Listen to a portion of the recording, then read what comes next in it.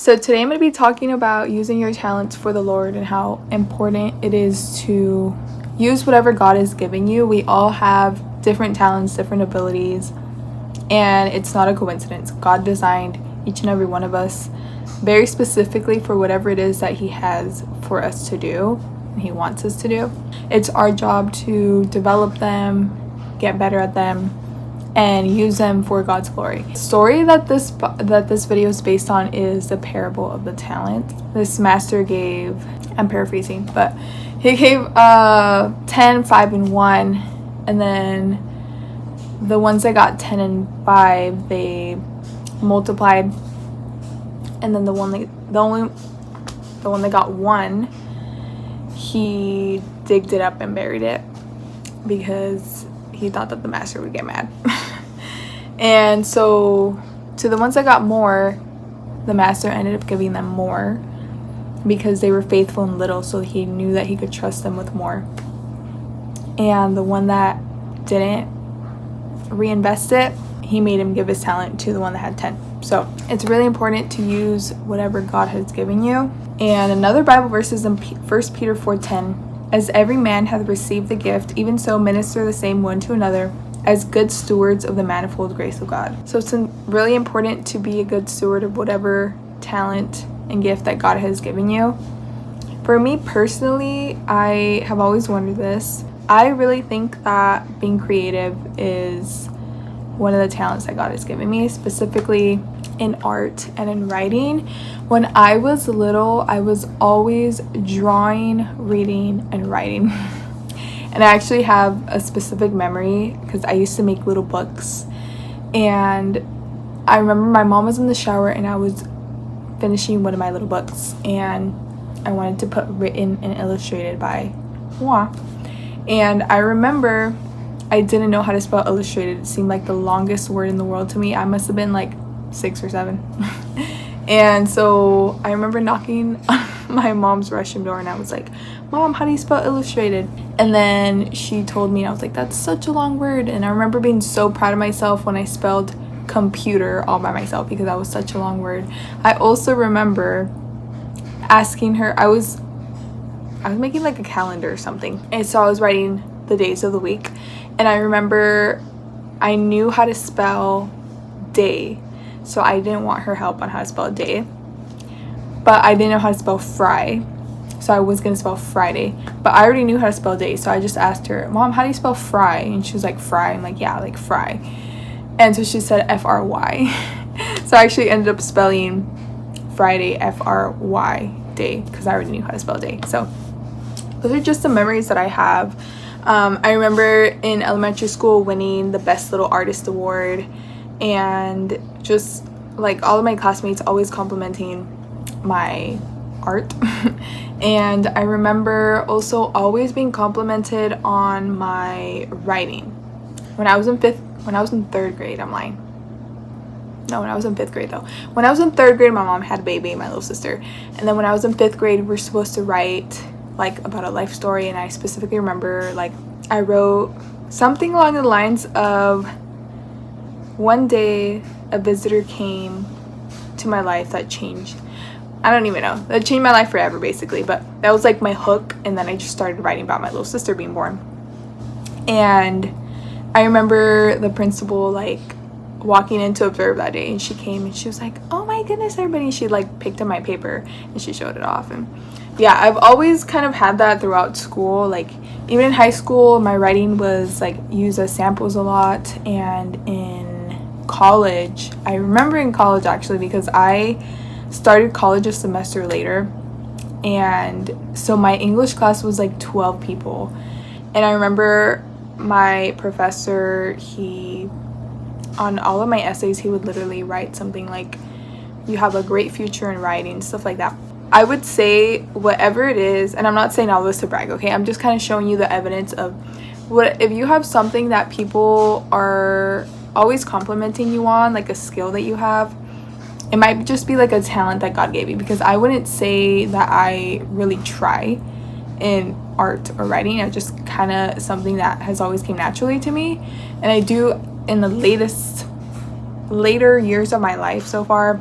I've tend I leaned more towards writing because it's easier to get into than art. I definitely stopped doing art like completely for years, but I've now gotten, I'm going to talk about it in a little bit, but basically if you don't know what's your talent, think about things that someone is always kind of complimenting you on, or something that people always kind of recognize or acknowledge about you, a skill that you may have, and then just work on it and see what you can do with it so that it can glorify God. And for everybody it's going to be different. Like, I love to sing, but God did not bless me with a beautiful voice, so I will sing and, you know, in the privacy of my own home, but you probably would not find me singing in public, you know. Whereas like some people, they have the most beautiful voice, I'm like, please sing more. Or you have people that are really good at public speaking. I remember this guy in my high school, I was so jealous. He was like the best public speaker ever. And it was so funny because he was like a little like 16-year-old, but he just spoke like a full-grown man.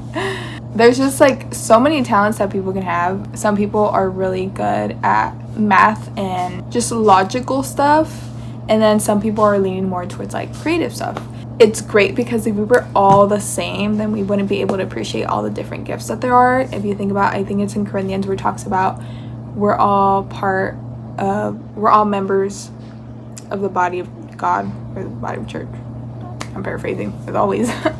We're each important, you know. Some people are really good at teaching, some people are really good at hospitality and just making everybody feel welcome, loved. And yeah, we all have different talents, so that's why it's really important not to ever compare yours. That's something that I definitely did a lot. So instead of working on the talents that God had given me, I was wondering like, why can't I be good at this and this and this? Which I'm not saying if you're not naturally good at something to just, oh, like that's not my talent, so whatever, you know. You can obviously develop and improve on any skill that you would like to do, but I also think the stuff that you are naturally good at is also really important to focus on, because you're able to excel in that, you know. I remember my uncle asked me one time, would you rather excel in one thing or be a jack of all trades, but you're not that good at everything? And I see the value in both, but I said I would rather be a jack of all trades, because you can like be of use in every situation if you know a little bit about everything. So I think it's good to know a little about everything, but I think it's also good to have an area that you really just excel in. Back to my my personal gift that God has given me. So like I said, I grew up very artsy, always making my own little books, obsessed with Bob Ross, always painting stuff. I think my last time that I was really like into consistently with art was a few years ago. Actually, I'm gonna show you so you could see. Okay, so I just went to my mom's room. I painted this. Did I not write the date? You're kidding me. I remember writing the date. Okay, I don't know when I painted this, but it was Christmas. I know it was a Christmas day, and I just followed a Bob Ross tutorial. So this is something that I'm super proud of. Like, every time I go to my mom's room, I look at that, I'm like, wow, that's crazy. But yeah, so for a long time I had stopped doing art because I'm creative and talented and I'm not saying this to show off, okay? Like, all glory to God. I'm nothing without God.